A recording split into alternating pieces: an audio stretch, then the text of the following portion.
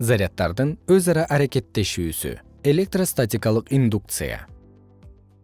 Бир түрдүү заряддалган нерселер түртүлүп, ал эми ар түрдүү заряддалган нерселер тартылышаарын сиз билесиз.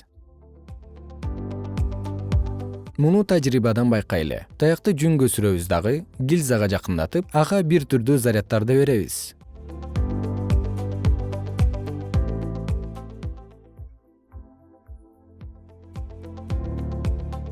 Гильзалар электриленип таякчадан түртүлө баштады. Эми таякты алып салабыз.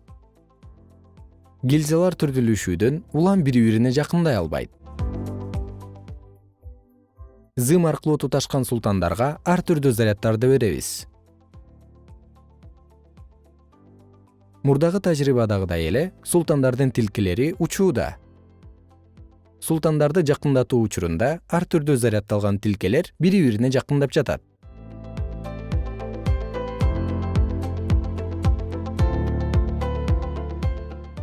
Султандарды алыстатсак, алардын өз ара аракеттенүүсү азайды, мурдагы абалына келди.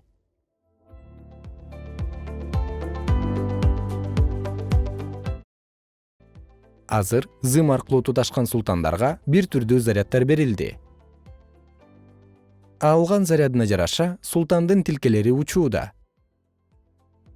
Султандарды бири-бирине жакындатабыз. Алардын заряды бир түрдүү болгондуктан, алар түртүлүшө башташат.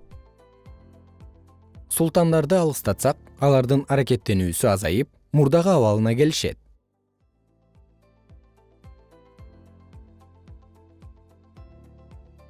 Бул тажрыйбада болсо, пинг-понг үчүн болгон шарды алабыз дагы, аны айнек таякчаларга коебуз.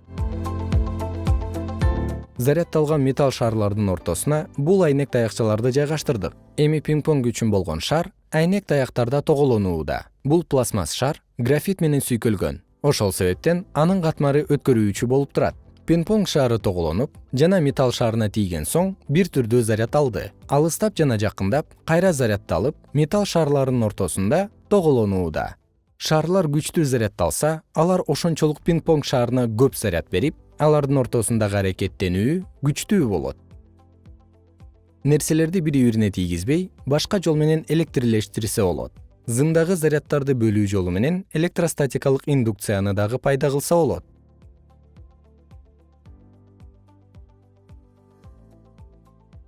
Зым аркылуу туташкан эки металл шарларын көрүп турасыз. Бул узартылган формадагы өткөрүүчү нерсенин модели. Эгер заряддалган нерсени зымга жакындатсак, анда жакын жери карама-каршы зарядды алып, индукцияланат. Зымдын алыс жери бир түрдүү заряддалып, индукцияланат.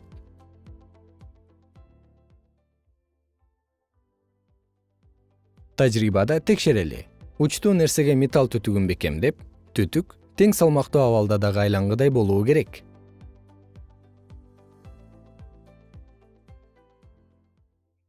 Таякты заряддап, түтүктүн аяк жагына жакындатабыз. Таякка жакындашып жатканын көрүүдөбүз. Демек, түтүктүн аягы индукцияланып, таяктын зарядына карама-каршы заряд алды.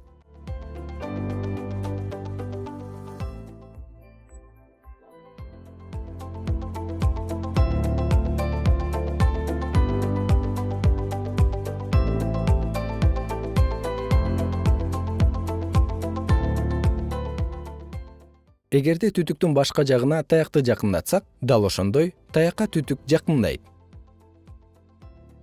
Индукцияланганына байланыштуу түтүктүн бул жагы дагы таяктын зарядына карама-каршы зарядка ээ.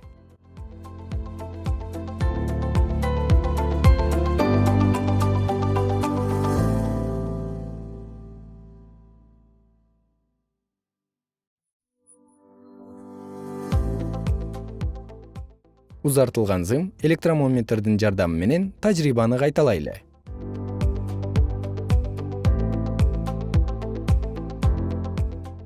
Сиз билгендей, эгерде терс заряддалган нерсени жакындатсак, анда зымдын жакын жагы карама-каршы заряддалат. Бул учурда оң заряддалды.